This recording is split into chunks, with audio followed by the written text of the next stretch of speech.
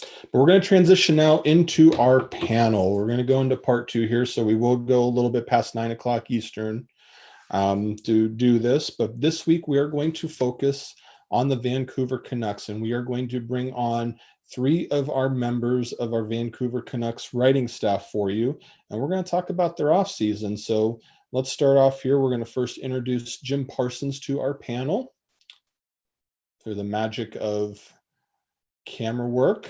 Hello, Jim. Welcome to the Hockey Writers Live. Hi, Mark. Good to be here. It's great to have you with us. And our lead, our credentialed, soon to be hopefully Canucks writer is Matthew Zator. Welcome to the panel, Matt. Thanks for having me. Absolutely. And our third member of the panel tonight, our Canucks writer, it is Sartaaj Bhullar. Hello, Sartaaj. Welcome. Hey, Mark. How are you? I'm doing well, thank you. I really appreciate all 3 of you coming on board tonight. And there's been no shortage of storylines with the Canucks whatsoever here. So, Jim, we're going to start with you on this one. It's a lot of movement, right? So, from the goaltending to bringing on a pretty good defenseman, but also losing some pretty good players. There's no shortage of offseason storylines when it comes to the roster. So I wanted to start with the goaltending. Jacob Markstrom, you saw how he did in the playoffs. He's now gone. He's further over in Canada. Braden Holtby, formerly the Washington Capitals Stanley Cup champion, is now on board. Just your thoughts on the goaltending. Like, did the Canucks actually improve? Did they actually lose something in Markstrom? Just try and make sense of that for us. Well, first of all, I have to say I'm a fan. And I really loved Markstrom. I thought he added so much to the team. I thought that he had great relationships with the other players. I thought that they just really liked playing for him, and that behind them, that he allowed them to be almost porous on defense because he stopped shots over and over again. And I'm remembering the night that the Sedin twins were honored. He really put on a show. That said, and honestly, the second thing is I was totally surprised that both he and Kristanov moved. I wouldn't have guessed it in 100 years that they would have left. That said, I put on my professional hat as opposed to my fan hat, and I like Holtby. He's had success too. So I honestly think. And who do I know? What do I know, right? But I honestly think, as I look ahead, that I don't think the goalie situation is worse than it was. And in fact, it might be better because of Thatcher Demko. We saw him put on a show, really, against the Golden Knights. And honestly, he could be amazing. He was always steady all through the year. And fortunately, I get to watch the Canucks all the time. And do. So he was always steady, but I really didn't see him overwhelmingly successful like he was before. So I think the goaltending is at least a match and perhaps better. And it really, I think the teamwork of those two would be the key point. And honestly, I see Holtby really working better sort of as a teacher mentor with Demko than Markstrom would have, because Markstrom was always the guy. So we have a very different sort of relationship there. Absolutely. Matt, do you agree with all that? And just, do we see a 1A, 1B with Demko and Holtby? And could you see them split the season? Yeah, I think with Demko and Holtby, they're going to be a good tandem going forward because, like Jim said, it's a good mentor, young player dynamic. And biggest thing is, with the goaltending coach Ian Clark being what he's done in the past with all the goaltenders that have come through Vancouver when he's been here, and he's going to probably work wonders with Holtby. And like, he had a bad season in Washington. We've seen what he can do, and having Ian Clark being in his corner too, it's going to be amazing. And that was one of the reasons why Holtby signed in Vancouver in the first place. So it's going to be an interesting season, especially like Jim said too. It's like Markstrom has been amazing for the last few seasons with the Canucks, and I mean, I'm sad to see him go, but I mean, the money that he was asking, the term that he was asking, for the Canucks to sign him for like 6 years, I think, basically saying, well, we're trading Demko, because I don't think Demko's sitting around for six seasons. Absolutely. Sartaaj, do you agree with that? Just losing Markstrom versus gaining Holtby. Do you feel like that's going to be a successful thing, or did they actually lose something, especially with the way Markstrom played in the playoffs?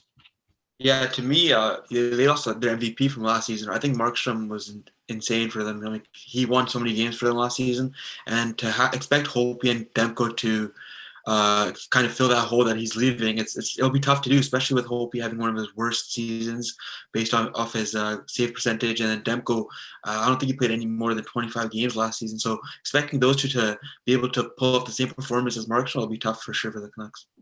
Absolutely. So, Matt, we'll start with you in this one. Tyler Toffoli's no longer there. Seemed like that he fit a need, though. How much do you feel like that the Vancouver Canucks are going to miss a Tyler Toffoli in their forward group? I think it's going to be a struggle. I mean, the top six, he kind of filled a real big need there. And for what he signed in Montreal, and it was a budget-friendly contract. It wasn't long-term, 4 years. It wasn't a crazy deal. And I mean, the one thing, he just seemed to fit like a glove in the top six there, either be with Pettersson. And, he wasn't tried a lot with Horvat and Pearson, but I mean, I think he's going to be a big loss. And, the guys like, we're going to talk about Jake Virtanen later, but, having him, expecting him to take that top six role, and Toffoli's proven to be there, I think it's going to be a struggle throughout, even though he wasn't here all season. Yeah, Sartaaj, I feel like when they weren't able to get him re-signed, I feel like that was a pretty big loss for them. Do you feel like that it was when he ended up going to Montreal? Yeah, I agree with Matthew what he was saying. That contract that he got from Montreal, that's something Canucks could have pulled off as well. I think out of all three of the big free agents the Canucks lost, Toffoli was the one that, if they signed him to that contract, I wouldn't have been mad at all. Especially with the Markstrom's contract, you look at that, 6 years, long term, same as Tana, 4 years. But that 4-year contract with Toffoli would have been great. I think he's 28 years old. Still got a lot of hockey left in him. He would have been perfect for the top six, especially now with a lot of people not sure about how great Jake Virtanen will be. You're not sure who's going to be on the second right wing on that second with Bo Horvat. Yeah, Jim, I feel like that they, I think I saw a model, I think it was in The Athletic, where the expected win value ended up going down, primarily because Tanev and Toffoli moved on. Is there anybody on the Canucks roster that could possibly make up for that production in your mind? I don't know the answer to that question. Just to talk about Toffoli for a second, Yeah. I think it was a perfect storm, and I think it was all had to do, and I'm just guessing, but when I was watching what was happening at the time, Jim Benning, the general manager, was really after Ekman-Larsson.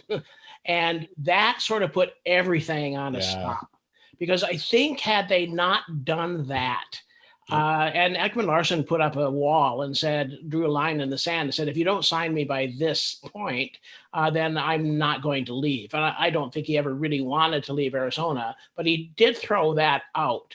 And I think Benning saw the possibility of, oh boy, if I can get this guy with Quinn Hughes, I can really do something. And I thought he saw visions of Stanley Cup sugar plums in his head.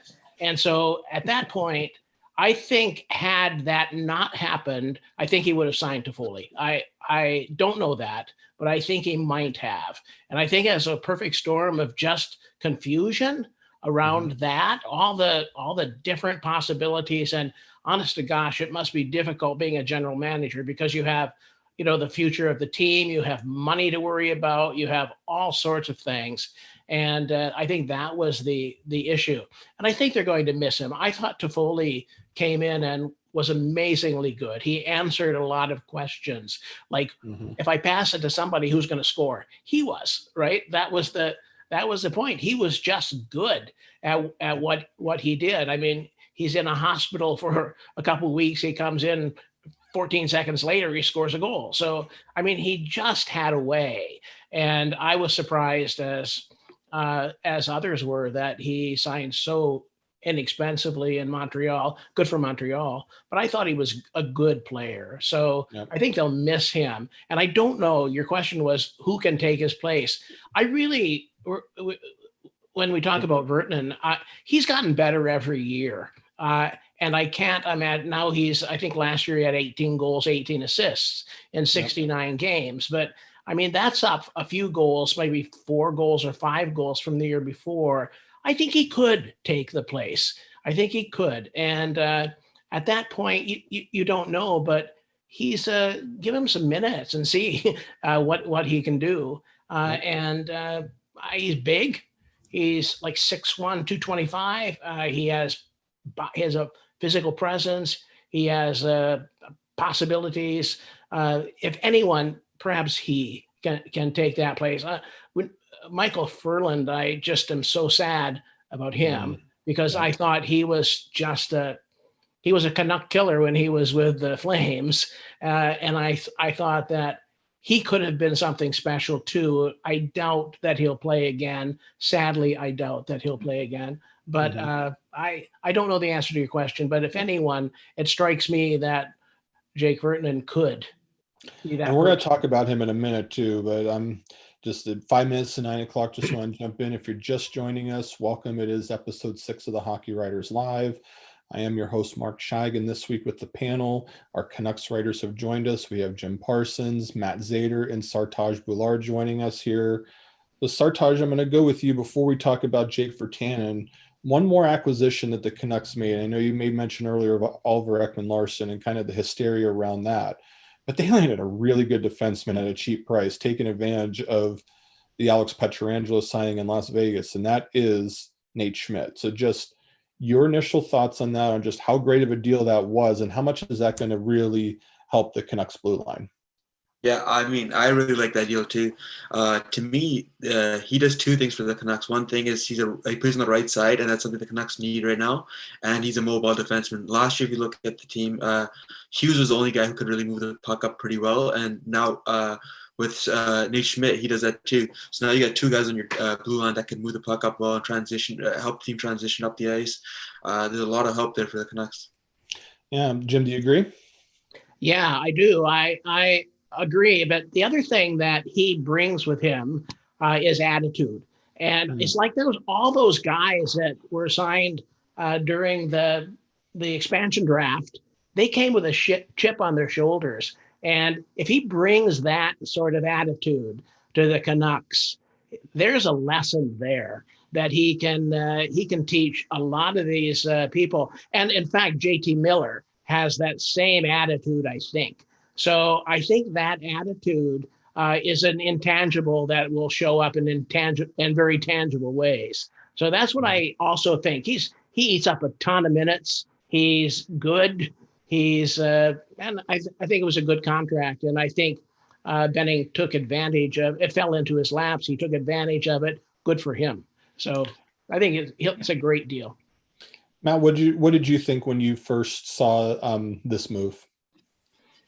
I mean, the deal itself, I didn't think that, to get Schmidt, I didn't think they would just take a draft pick. I thought they were going to have to throw in a prospect, throw in something else to get a defenseman like him. And just to throw back to the intangible thing, he has a heck of a personality too. Like just that interview right after he was traded. And I mean, he was broken up from being traded from Vegas in the first place, but his personality, just the first thing that I saw, he's going to fit in the locker room perfectly when he comes in. So, and like we said before, with his skills, his mobility, the way he can pass the puck, and I was just watching some highlights from that Vegas series, and there was like a few times where Demko like stoned Schmidt like crazy, a few times, and just looking so, he's on the Canucks now. So it's a great, that was a great deal, and for a cheap price. I mean, the contract is a little high for money wise, but he's going to be here for a while, and he's going to be a big part of the Canucks going forward.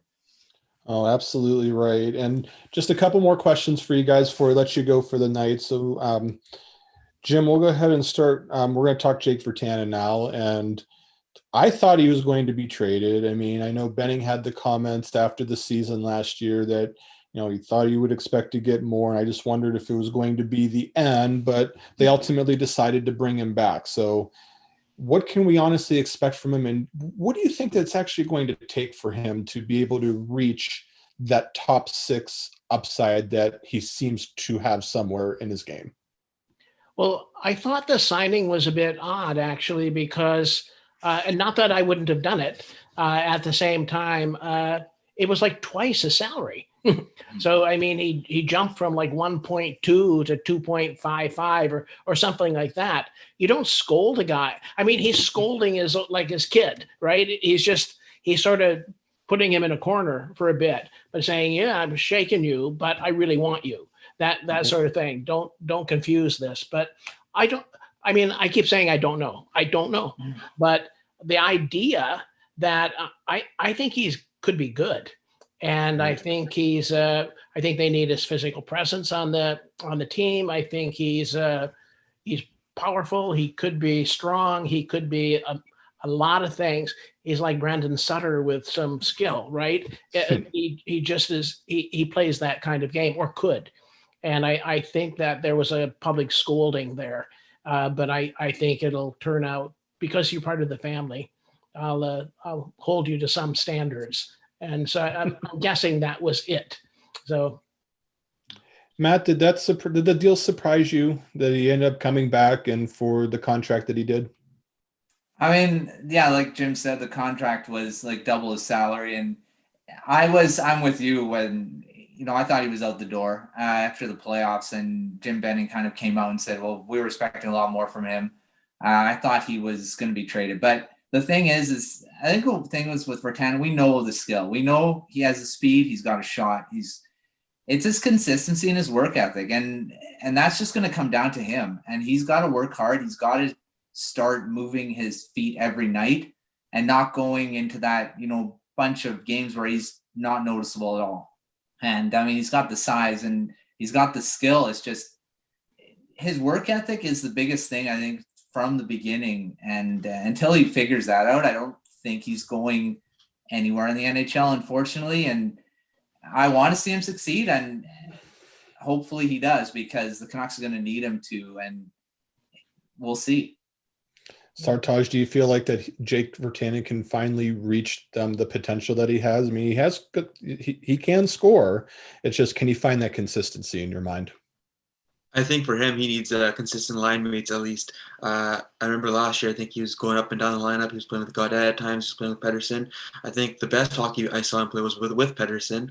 I think next year, with that top 6 spot vacated there on the right wing, putting him on that Pettersson line may help him just to develop as a top player, or whatever his potential is. I saw a stat, I think, for expected goals for, and with Pettersson, his stat was way better with Pettersson than was with anybody else on the team. And for Pettersson, it was actually a lot better with Virtanen on his line, opposed to with the best on his line, which was interesting to me. So I think if this is Jake's last chance, you've got to give him the best center on the team for it to work for him. Absolutely. Got 2 more questions for you guys. So Matt, we'll start with you on this one. A kind of a pain point for the Vancouver Canucks, contract, lack of production, whatever you want to call it, is Louis Eriksson. So will he be buried in the minors? Will they end up playing him? Like, I know they've tried trading him, to get rid of the contract and stuff. Where does this go in your mind? Louis Eriksson's a point of contention throughout Canucks Nation every time you mention him. And the thing is I saw an article in The Athletic, and sending him down the minors doesn't really save him a lot of money. It actually could cost ownership money. So, I mean, that's going to throw a wrench into things. I don't think they're going to be able to trade him. I'm sure Benning has tried multiple times to trade him. Mm-hmm. There's been talk of a mutual termination of contract. I don't know if that's happening, because Eriksson said, he's going to play out his contract. I don't know what's going to happen with him. I mean, the thing is, he's still got a spot on the team. And the thing is, when Green says, and Benning said that too, that he's he's got to do more than just do the little things and be good defensively because he's getting paid so much money. I don't think he's going to ever become a 20, 30 goals guy with the Canucks ever. So it's a tough situation. I'll just say that. Yeah. Sartaaj, is there any sort of good that can come from Louis Eriksson at all in your mind, or is this just going to be a thorn in the side all season? Yeah, I think it's a thorn in the side all season. Right before Matthew said that about that article where if they buy him, if they send him to the minors, it'll affect ownership. I thought they would have sent him to the minors too, but now I don't know what they will do with him at all. I have no idea. And Jim, where do you think this goes? I think he plays the same role he did last year. He fills in for injuries. And it wasn't like he didn't work hard. From what I saw, he worked hard. He just seemed snake bit. I mean, you could see him playing good defense. He was fast up and down. And in some games, I said, he's really working hard. But at the same time, he just couldn't seem to get anything going. And I think he'll just fill in. And he'll sit or fill in. And, I mean, he must feel bad about it, too. Right? Because he probably wants to succeed like anybody else. But, it's a tough situation everywhere. It's just a dollar and cents thing. I know Benning had 2 chances to buy him out. He didn't do it. And so it's, as I say, it cost him more money to buy him out than it did to keep him. So it's a dollar and cents thing, and nobody's happy, including Louis. I mean, you could see a year ago in the offseason, he was just dissing Travis Green like crazy. So, I mean, then he has to come back and live with him. So tough stuff, really. It is. Absolutely. One final question for you guys before we wrap it up for the night. Sartaaj, we'll start with you on this one. I'm just kind of curious. Have a little bit of fun with this because we don't know how the season's going to look like when it gets going. But the border is still closed. And there's a lot of talk right now about the potential of an all Canadian division, all 7 Canadian teams, same division, playing each other. How cool would that be? And could that benefit the Canucks in any way? Like, if that were to happen, what do you take away from it? To me, that would be super cool. I mean, every time they play in the regular season already, you're already looking forward to those games when it's Canucks versus the Leafs, Canucks versus Canadians, and now you're going to get that a lot more if there is a Canadian division. And just coming into the next season, the Canucks were the last team standing in the playoffs. So, I mean, expectations are high, obviously, but I was actually looking at stats from last season, how the Canucks did against every Canadian team. And what I noticed is they didn't really have a winning record against any of them. It was either 500 or below 500. So I expect there might be a little bit of struggle for them. I mean, I don't think they beat the Jets in the last 3 seasons, something like that. And the Flames and Edmonton things will be the exact same. They'll beat them sometimes and they'll lose sometimes. Especially with, I think the Flames, they got Mark Scheig, but their defense took a little bit of a hit. And with Edmonton, they might have got buried, but their goaltending is not that great either. But on top of all of that, if you look at the Pacific Division, the Canucks have a lot more easier matchups. If you look at California, if you look at Arizona, those are easy wins for the Canucks. But now you're going to have to face off against a bunch of these Canadian teams most of them got better in the offseason too, in my opinion. It'll be tough for them for sure, I think. Jim, how much fun would that all-Canadian division be in your mind? Well, it's not only going to be fun. I think it's the only way there'll be hockey next year. Given the borders, and even if the U.S. election turns out to the Democrats, which will be harder on the COVID stuff, I don't think anything will happen until. So we're going to have our only choice is to do that. So we better make it good. So I can see a Canadian division and probably 3 U.S. divisions going with different, and then bubbles in Canada again. But I think it's great. I agree with Sartaaj. I think the Canadian teams have gotten better. Every one of them. Maybe Winnipeg is. I don't think their goalie can do it again. But at the same time, every team has gotten better. So it'll be fun. It'll be easy for the Canucks because the Vancouver airport's a hub. It's easy to get from everywhere. So I think it'll be fun and interesting, and it'll be a season to write about if it happens or when it happens. Matt, I'm going to give you the last word here. Wrap it up for us. So all Canadian division, could the Canucks have success in that type of situation? Yeah, I like both Sartaaj and Jim. It'll be fun.